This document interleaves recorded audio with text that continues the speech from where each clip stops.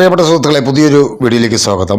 ഇന്ന് നമ്മൾ ഈ വീഡിയോയിൽ പരിശോധിക്കാൻ പോകുന്നത് വാട്സപ്പുമായിട്ട് ബന്ധപ്പെട്ട ഒരു കാര്യമാണ്. സാധാരണ നമ്മളെല്ലാം വാട്സപ്പിൽ സ്റ്റാറ്റസ് കാണുന്ന ആൾക്കാരാണ്.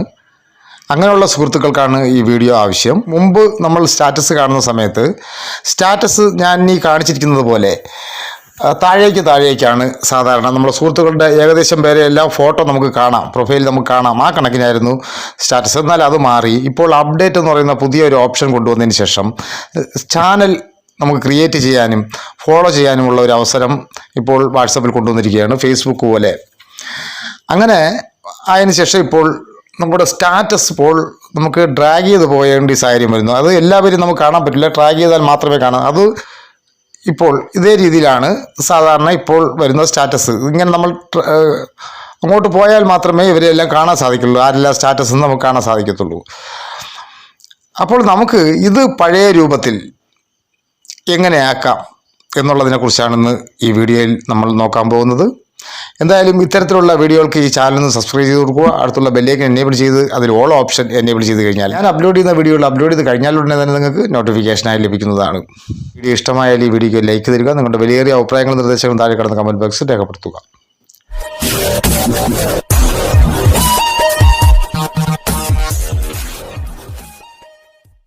അതിനായി ഞാൻ വാട്സപ്പ് ഓപ്പൺ ചെയ്യാൻ പോവുകയാണ്. അതിനുശേഷം ഈ രണ്ടാമത്തെ ഓപ്ഷനായ അപ്ഡേറ്റ്സ് എന്ന് പറയുന്ന ഓപ്ഷൻ ഞാൻ ക്ലിക്ക് ചെയ്യുകയാണ്. നമുക്കറിയാം, ഇതിപ്പോൾ ഡ്രാഗ് ചെയ്ത് അങ്ങോട്ട് പോയാൽ മാത്രമേ എല്ലാവരും സ്റ്റാറ്റസും നമുക്ക് ഇതുപോലെ കാണാൻ സാധിക്കത്തുള്ളൂ. ഇത് നമുക്ക് നേരെ താഴേക്ക് ആക്കി മാറ്റണമെന്നുണ്ടെങ്കിൽ അതിനൊരു ട്രിക്കുണ്ട് കേട്ടോ.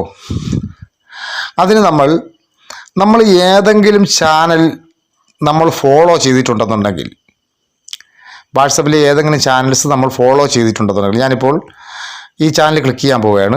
അപ്പോൾ ഇത് ഞാൻ ഫോളോ ചെയ്തിട്ടുണ്ട്. നമ്മൾ ഈ 3 ഡോട്ടിൽ ക്ലിക്ക് ചെയ്തതിന് ശേഷം അൺഫോളോ കൊടുക്കുക. അതിനുശേഷം നമ്മൾ എത്ര ചാനലാണോ നമ്മൾ ഇതുപോലെ ഫോളോ ചെയ്തിട്ടുള്ളത് അത് അൺഫോളോ ആക്കുക. ഞാനിപ്പോൾ 4-5 ചാനലുകൾ ഇപ്പം ഫോളോ ചെയ്തിട്ടുണ്ടായിരുന്നു. ഇതെല്ലാം ഞാൻ അൺഫോളോ ആക്കുകയാണ്.